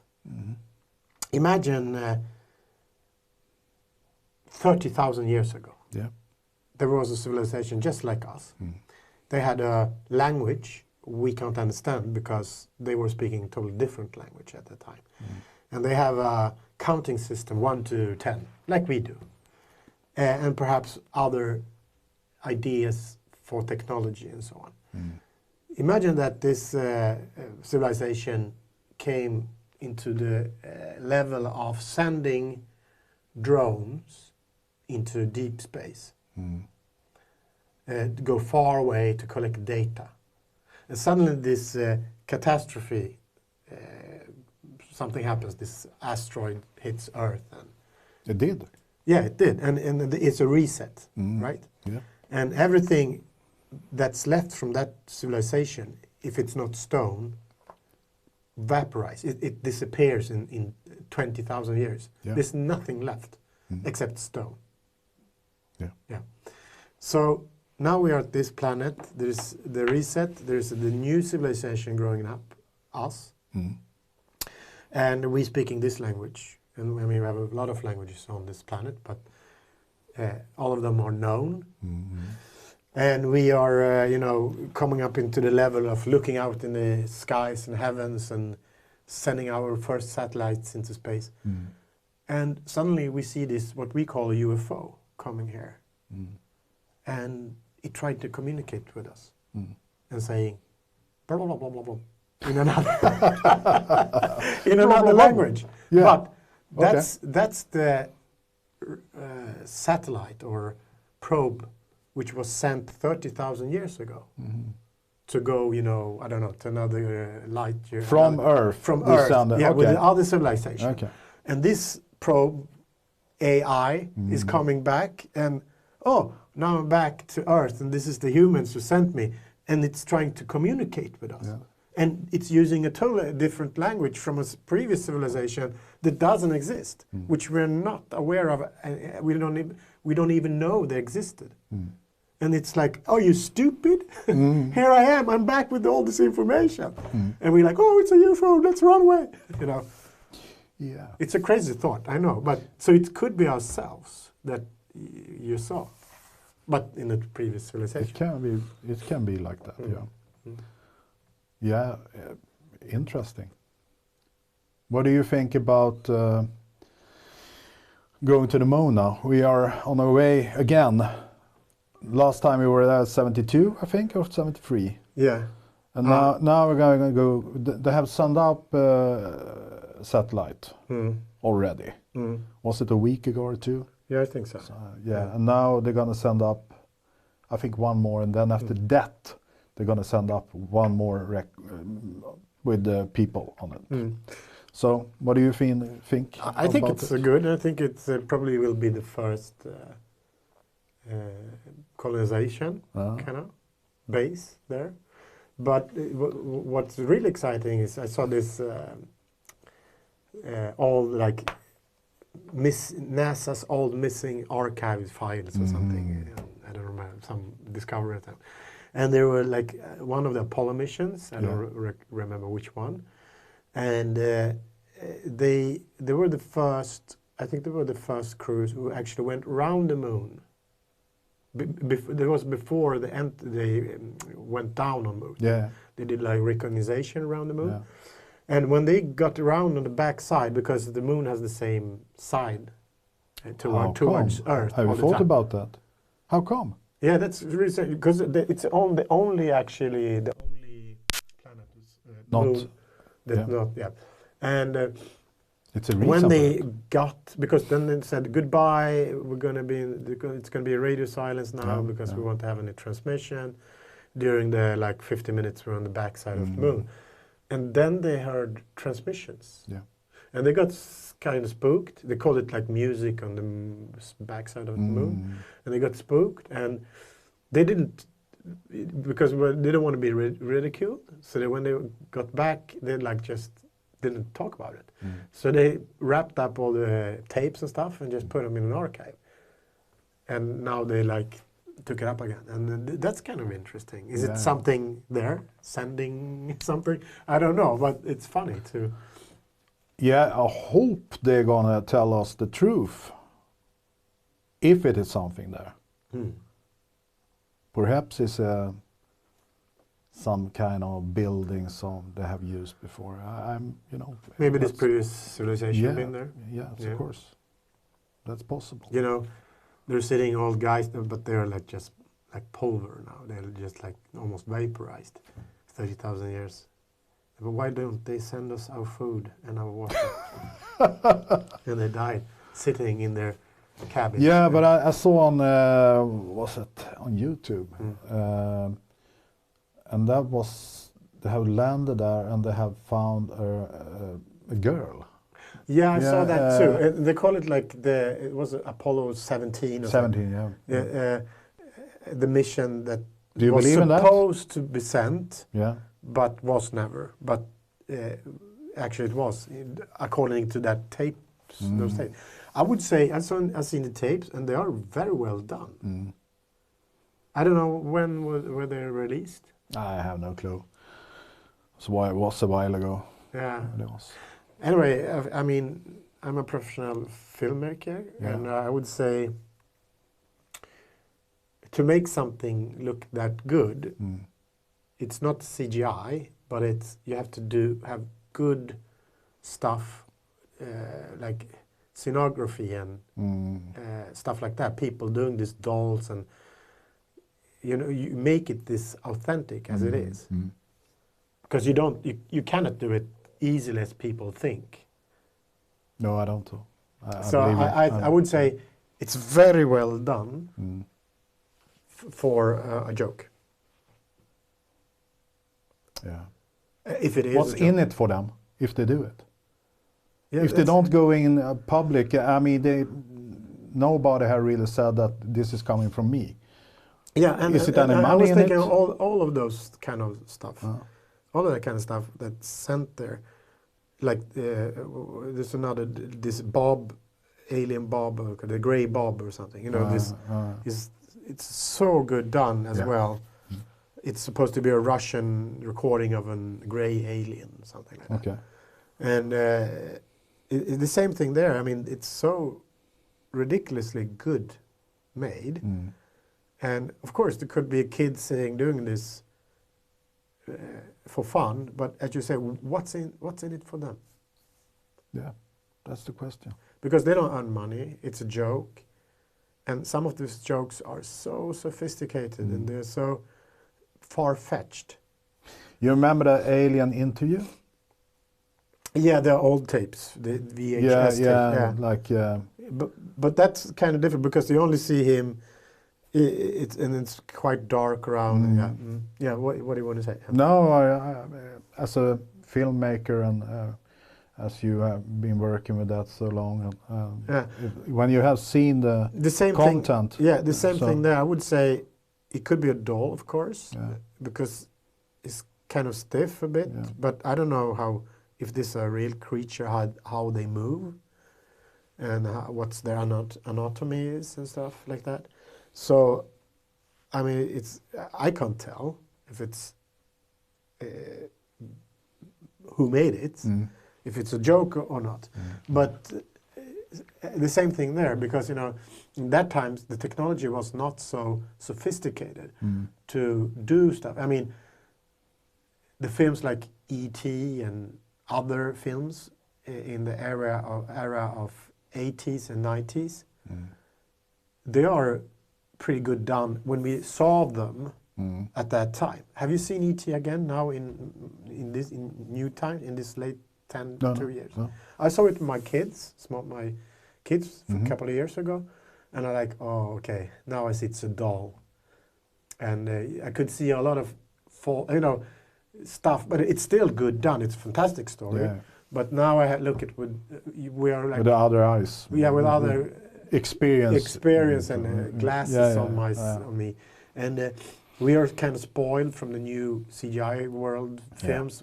They are so well done. So these early films are not that good as we remember, but in our fantasies, because it was so new when we saw them then, it becomes something more. But if you look at these films like Grey Bob and Alien Interview and those others, they still can be real. Yeah. Interesting. If you think like that. Because even if I see it now, or when I saw it 10 or 20 years ago, they looked like, oh, this looks very real. And if I look at it now, and I say, I can still tell if it's made by CGI or it's a doll. I'm not 100% sure it is. But, I mean, E.T., it had quite good finance to do. And when it was Spielberg doing it, so I guess they had a lot of money, a lot of people working with that film. And I can see some flaws in that, but I can't see it in this film. So, No.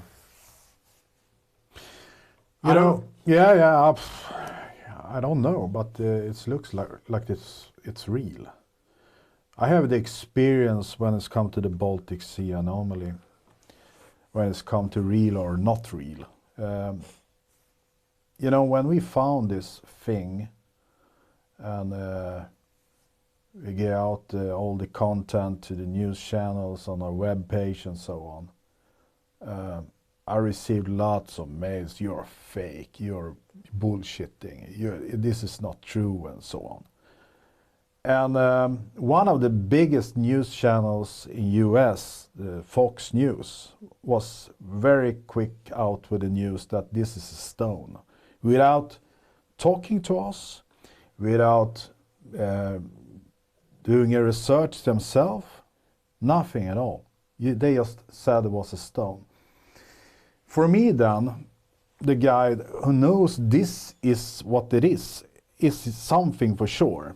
And the big news is going out with this thing that we are fake and this is a big rock we have found. It was totally impossible to sell in this project to investors or get attention from serious people. They just, guys, But isn't it like that? It's always people know better, and they've never been there. No, that's the sad thing. This picture we have gone out with, this is 100% real. We are very transparent when all the information we have and open with everything. And the sad thing was that we were from the start pushed down to in the dirt, let's say, and it was something I was not ready for, really. That's why I know lots of people around the world now. Even today, I get mails every week that what's the next step, guys? Are you going to go out again? And I try to explain myself, and so many times on YouTube and other channels, and say that, yeah, really, guys, I want to go out. I want to have an explanation myself what we have found. And I want this answer. It's important for me so I can sleep well at nights. Because now For the last 12 years, I'm thinking about that all the time. And I have not been taken serious from the start.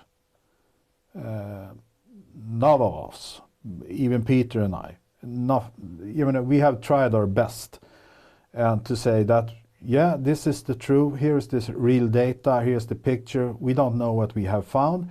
And we have talked to scientists that say, yeah, great guys, yeah, it's unique, we have never seen anything like that.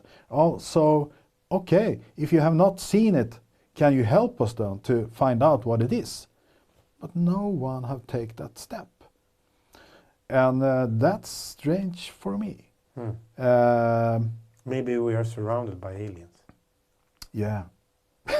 You know, yeah, but that's Good. Shall we take a break? I need to go. Yeah, okay, we'll take a little music here because you must go. What you gonna do? Take Tell a me. pee. Okay, in Swedish we call it pinka. Pinka. Good. Now you have music. Okay, Emil. Today have been a tough day for me and for you. We are quite tired now. And we have done our best to explain ourselves and our adventure we had together. Yeah, many. And this is just a couple of adventures. We've done a lot of more expeditions. Yes. None of them, not all of them are fun. Not all of them are like spooky, like the Baltic Anomaly. No. Some are just, you know, we found this cognac and whiskey and this old wine and stuff, you know. So we've done some funny things. And now the minerals. Yeah, the minerals gonna. The minerals gonna be the. Oh. When I drink the 32-year-old whiskey. Yeah. You know now that when you're gonna have that office, now you need to buy a mini bar where you have actually this 32-year-old whiskey, just standing by. If I will do that when I come and visit you. Yeah, I will do that just, for sure. Just for that reason. Yeah, there's gonna be a big thing. I mean, it's not only we are making. I mean, of course, we're gonna make fortune, and but lots of things are gonna change in the world because of that find we have. Find in the Baltic Sea the minerals that we are using for batteries and electric parts and things and so on. Yeah, because Peter told me it's bigger, more amount of minerals there than the foundings in whole of Africa and Asia together. Yeah. That's quite. And a we lot. found that. You know, Ocean X team found that, and we did not really understand at that time what we have found. And now I think they're going to change the name. It won't be called the Baltic Sea anymore. It will be called Dennis and Peter Sea. Yeah. Yeah. Exactly, as a street. Yeah. And Sweden's going to be Dennis World. Yeah, exactly. There you have the answer. Dennis World. Yeah. That sounds cool. Yeah, I have it already. But yeah, this is Dennis World, and I must say I'm quite tired now. Have been a tough day, and even for you, Peter, I almost said to you. Emil. We're quite yeah, similar. yeah, you look like Peter. Just a bit. Yeah. What? Anyway, it was not so easy to speak English, but hopefully you understand what we are saying. Emil is much better than me in English, but I do my best. More of a Swinglish. I wouldn't say I'm that good either. You're a good guy. No, I am a good guy. Yeah, but you're gooder than me. That terrific. You're guys. I better wish than it could. Yeah. It kind of when you change language like this, because I mean, if we speak Swedish, we have another way of approach things, say, interrupt each other. It's much easier. Make really nasty jokes and stuff like. You can't do that in English the same way. Yeah, you're right. I mean, if we were like in the States for a couple of weeks, or in England, then we would probably just speak the language, and that would be easy. So next time we go to an English-speaking country for a couple of weeks, before we do the actual pod. Yeah, so you're warmed up. Warm up. And drink a lot of pints and stuff like that, Yeah, I want to finish this because I received lots of mail, as I mentioned in the beginning, that lots of people are wondering what's going to happen next and so on. And I want to be clear with you out there. I really want, and I do my best to continue this adventure to find out what we have found in the Baltic Sea. And believe me, I have tried so many times, and as I mentioned for you out there, it has not been easy to convince people with the money and the resources. And you know, I'm a human being like you out there, and I'm doing my best. But I'm quite sure, and not only me, even other people have seen it. We have found something that is unique and probably, in my eyes, constructed. And of course I'm doing my best, and Emil is, you know, following me all the time and document. So actually, if Jeff Bezos, if you look at this and instead of buying that diamond sofa of yours, you could ship in some money to this, right? Yeah, of course. And lots of people are also saying to me, Dennis, why don't start up a foundation or something like that?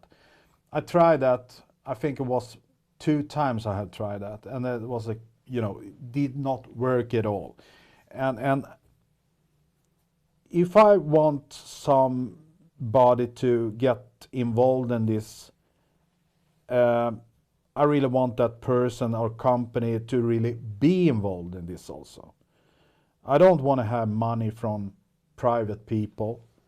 And I tried that and it did not work. I mean, we got perhaps a couple of $100. When it's come to the Baltic Sea Anomaly to continue the investigation, we're talking about millions of dollars. And to do a survey, I mean, to drill into the object and also have the right equipment and also the people with the knowledge and understanding what we have, you know, to continue the work, to investigate it, because that is not my area or Peter's area. We are quite good to find shipwrecks. In this case, we don't know really what we have found. That's why we are trying to find people with knowledge and understanding how to continue, but also companies and people that want to be involved in this project with money. Yeah, and there are a lot of other expeditions and wrecks that we know of and haven't been. Yeah. Well, so. But I'm taking up this because I received thousands of mails from people. What's going to happen next and so on. But as you say, Emil, we have in our pipeline lots of shipwrecks. And some of them we know were actually transporting gold. Yeah. And we know that from ship logbooks. Yes. And Peter, who has the brain of a map, yeah, he has a theory where they are. And he's always right, because he always finds all this stuff. So yeah. We have succeeded in many projects when it's come to finding shipwrecks. And we have proved it. Yeah, the champagne, hundreds years old. The cognac, the wine, the oldest wine on earth. The submarine, 100-year-old submarine with the crew on board still. It's the lots of, it's lots of projects we have succeeded with. The problem was when it comes to the cognac, we had the pandemic, you know, the coronavirus. We're gonna sell the bottles on Christie's, and you know, no interest of them. And we still have the bottles. It's cognac and Benedictine, and they were on their way to the Russian Tsar. It was a present from the Tsar to the officers. So we still have the bottles if you want to buy, you know, unique cognac and Benedictine from the wreck Kyros was sunk in 1916. By And a German submarine. Yeah, by a German submarine. But you know, we had the Fabergé. Oh yeah, I forgot those. Yeah, the Fabergé, the missing Fabergé. We think we know what they can be. Yeah. We have a good idea what they can be, and if you want to be a part of that, contact us. Or the Alaska Gold. Yeah, the Alaska Gold also. We have come quite far in that investigation also, and that regards the buying of the Alaska from the Russian Tsar, 1867, and the money was transferred in gold coins was on its way to Golden dollars, yeah. Golden dollars from U.S. to Petrograd in Russia. Yeah, and a part of that gold Is- went missing Yeah, because the ship sank. in the Baltic Sea. And we think we also know it's a big area. We So- know the route. Yeah, we Yeah. know it, but it's a big area to search on. And that's my dream, to go into that project also. And we have lots of other projects. But anyway, the Baltic Sea Anomaly project is very interesting, and that will continue. So, Emil, I must say now, Yes. I'm quite tired. I must go home, and you must sleep also. Yeah. Had been a tough day. Yes, it has. Yeah, but I think we're gonna take a new set. Can you say that? Yeah, and you we take another day with more energy. Yeah, because yeah, And I want to speak more like about. you're speaking all the time. Yeah, I know. and I Speak love more. I was thinking we could perhaps talk a little about UFOs Yeah, and your experience and stuff like that. yeah. I think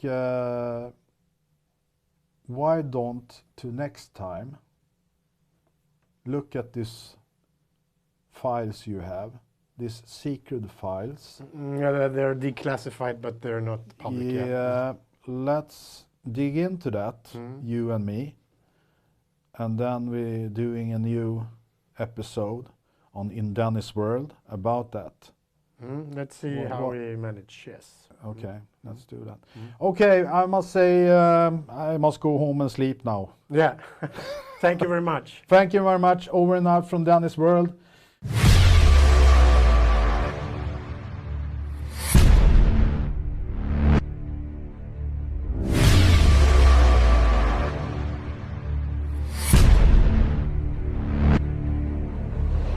Hard to believe the drama is over. Tragedy struck downtown this morning.